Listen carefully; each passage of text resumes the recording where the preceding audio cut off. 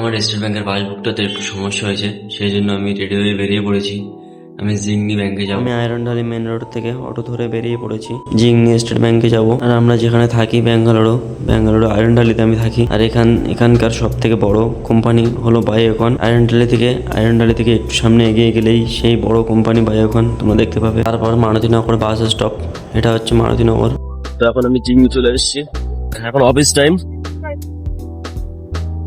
Office টাইমে সবাই খাওয়া যাচ্ছে, সবাই যে যার দরকারে বেরিয়েছে। ওর তো ভিড় দেখো একবার, প্রচন্ড ভিড়, গাড়ি সব সিঙ্গা দাঁড়িয়ে আছে। এটা কানাডা ব্যাংক।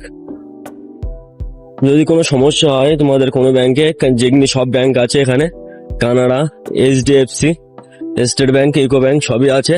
এখানে এসে সবকিছু কাজ মিটিয়ে নিতে পারো। আমার একটু ব্যাংকের সমস্যা হয়েছে, এই জন্য আমি এসেছি। আমার একটু স্টেট ব্যাংকের সমস্যা আছে, এসছি। আমি প্রায় ব্যাংকের কাছাকাছি এসে গেছি। আর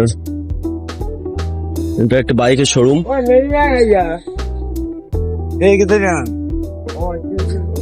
জিংনি এখানে আসলে প্রথম আয়রনডালি থেকে বাস কিংবা অটোয় করে জিংনি আসতে হবে।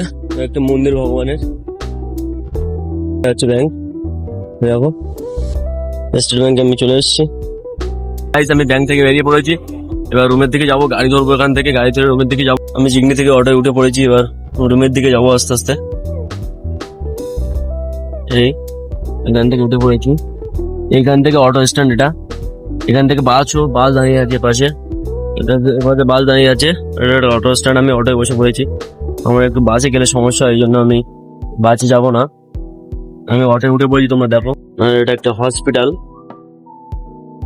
ডিজিআইসি হসপিটাল।